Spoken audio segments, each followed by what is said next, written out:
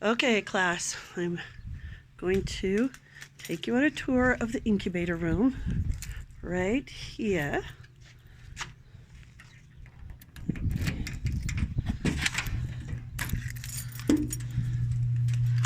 Okay, here it is. This is the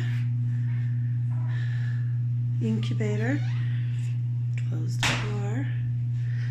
I keep 2 watering cans right here because I have to fill the incubator up with water every time I come and check it. And if you look in here, you can see that the eggs have been tipped sideways. They have to be tipped back and forth every day, probably 4 or 5 times a day. So it does it automatically, but I can push on the yellow button to turn off the green light. Then I hold the white button down. Let me see if I can make it so you can. When I hold the white button down, the trays move. When they get level, I stop. And then inside here, these are the goose eggs. We have 1, 2, 3, 4, 5 of them. These are the chicken eggs. And we have, well, 28 here. And then back in the back, there's another set of 30. So there's those. Those will hatch. I don't know when those will hatch, but we put these in on the 20th of March. And then these we put in on the 27th of March. So that's going to be your homework, is to decide when they hatch. And this has 30 more eggs, and then I think another 20 back behind them. So I'll tell you how many are on each tray. You guys will have to tell me how many eggs we have all together. So there's those.